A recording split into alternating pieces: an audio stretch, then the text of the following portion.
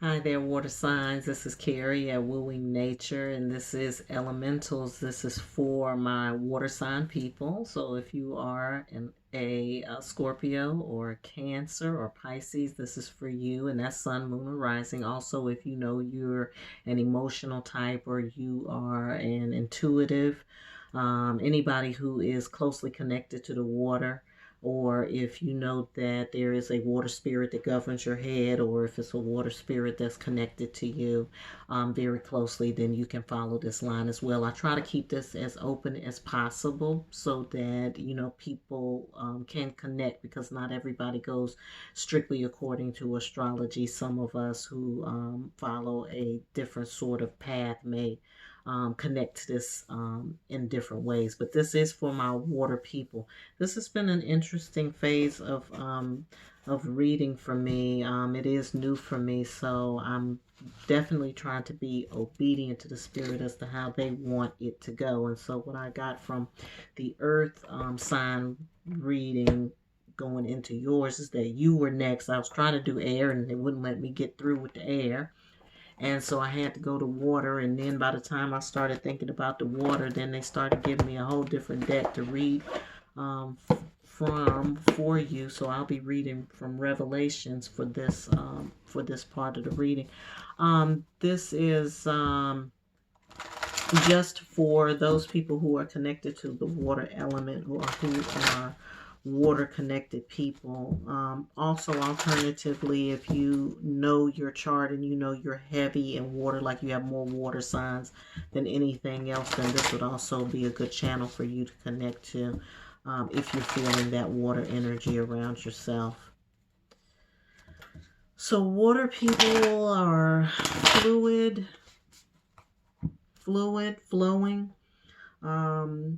being able to move around any obstacle. They're also very intuitive. They're also very connected to the spirit and to the spiritual realm. So a lot of people who are seers have water connection, or those people who are either clairvoyant, clairsentient, audient. They can sometimes be connected to water, especially your clairsentients, your empaths, all of those people who are connected to feeling. They're feeling people. They feel everything. They're also people who are connected to the water. So I'm talking specifically to you all right now, and I'm thinking about this time period that we're in the month of November. Around mid-November is where we are. And I'm just getting guidance for those people who are connected to the water element at this time. Messages for those people who are connected in that way, who may be feeling things a little bit more than the rest of us who are not. I was going to stop it, but y'all should be used to me and my falling cards by now. Alrighty. So what we have here is we have some stagnancy. It looks like we got the Chariot here in reverse. So it looks like there's some stagnant energy happening with you water signs, and that's what's getting you bound up. So the message right now is for you to you've got to you got to find your flow.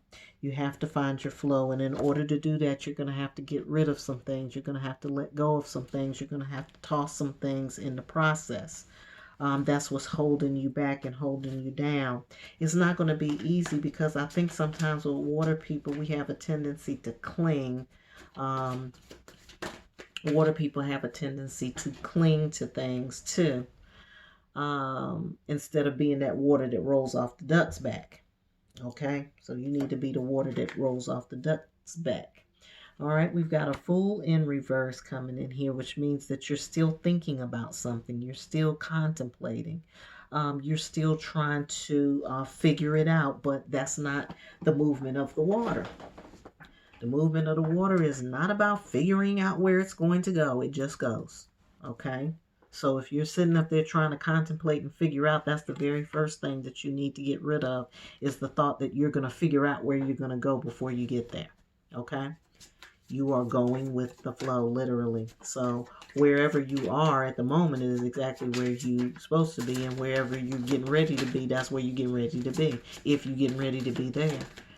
So you never know where the universe is going to take you.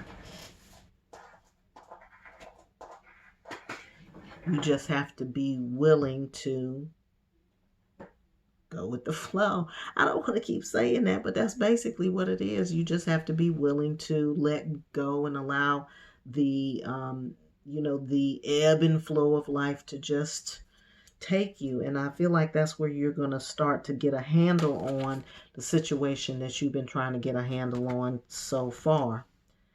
The situation that you've been trying to get a handle on is really you. It's really, your cipher. It's your cipher, whatever your cipher is, but it starts with yourself. The cipher starts with yourself. You are a circle of one, and then when you and another connect, then you create another cipher. You ever seen how in science class when they show you how the atoms start to break up and then it creates this bigger thing, a person or whatever, a zygote? I don't, you know what I'm saying? So what I'm saying is that, you are one cipher, and then you're going to connect with other, and then that becomes a bigger and bigger and bigger. So that's what you're trying to do, is you're trying to really get your cipher together. Now, some of you all are at different places with that. Some of you are need to get the cipher of one together. Some of you are couples, which means now your cipher is two. Some of you are families of 4, families of 5, families of 6, family of 3, family of 2, whatever it is, that's a cipher. So some of you have relationships to, or your cipher or your connection is to, I don't know, people at your workstation or in your work situation. And that's another cipher. So what you're doing is you're thinking about where you are, and which one you are a part of. When I'm saying this to you, something should pop up for you. It should come up in your mind in relationship to that, is what I'm saying. So now the next phase is to manage that. That's the next phase, is management. So you have to think about how you're managing that phase, or how you're managing that circle, or how you're managing, if it's 2 people or if it's a team that you're having to work with. You have to think about how you're going to manage that. And then that means looking at each of the individuals that is in that circle. So it's not a simple thing at all. But at the same time, it takes time depending on how big that group is. So you can imagine, if you're talking about a cipher of 2, that's one thing. It creates a certain dynamic. But if you've got 5 people, or if you have 10 people, or if you have a pod that you're working with and it's 6, 7, 8, 9, 10 people, well, now you've got a whole nother set of circumstances that you're going to have to consider. You may have to manage it differently. So I feel like this is about you using your skill, your no, not your skill. It's really your, what am I trying to say? It's a skill, yes, but it's really your trait. It's your own personality trait to create the type of environment where everyone can flow with you and around you, and nobody's getting in each other's way. And that's the challenge.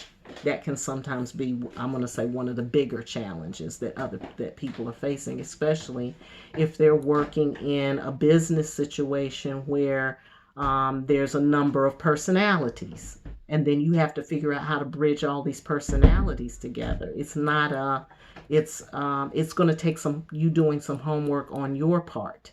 So you're going to have to do a little bit of homework on your part. You're going to have to understand the people that are in your that are on your team, how they work, how they best maneuver, because everybody doesn't complete a task in the same way, even though they may be doing a similar task. They may not create that task, or they may not execute that task in the same way. And then when you are trying to communicate with them about what it is that they're doing, or if whether or not you're pleased with their work or whatever it is, then you're going to have to to bear that in mind. And that's so that you're not creating a hostile environment. And again, I'm saying this depending on wherever you are. It doesn't matter. It doesn't matter if we're talking about a family circle, a small organization, or a big company, or just you yourself. There's a process there that's involved, and by you, if you can allow yourself to be fluid in the process, if you can allow yourself to be fluid with yourself in the process, in other words, not becoming tense or not becoming controlling or trying to control the movement of the group, then it benefits you, and it also benefits the total picture, the people that are part of the bigger picture. Yeah.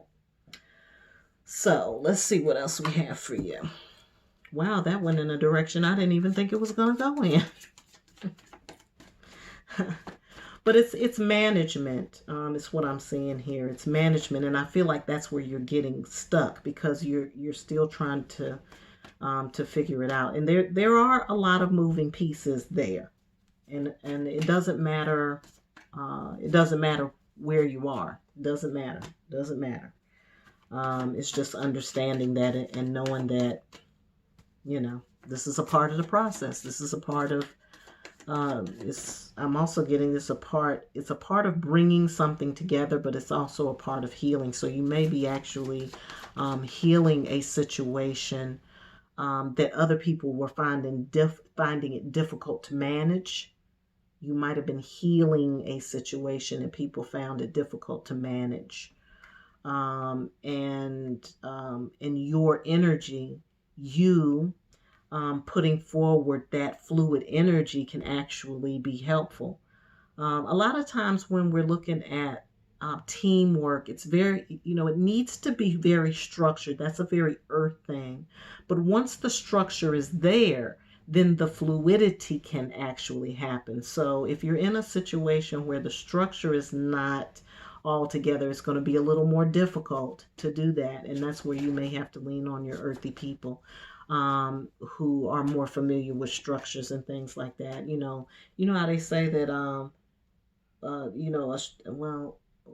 like rules are made to be broken or something. Like you make the rules, you make the structure, and then you move around it.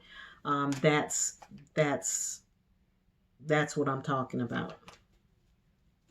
If you got the structure in place, then you can move the energy in the way that you feel like you need to.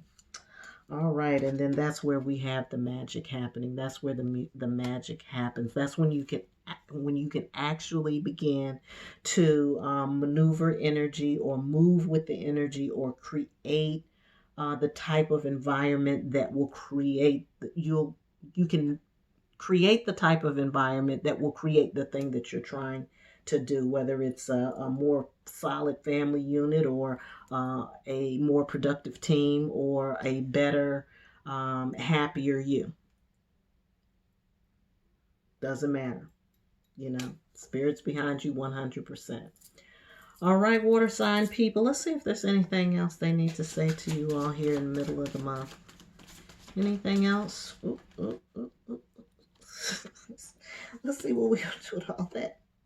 All right, so I see here, this is you and your cup self being able to reach out. It looks like with both hands, you got a cup in both hands held out.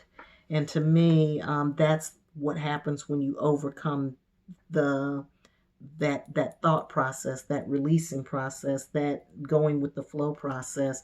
Then you'll be able to receive from both sides, which is really extra special.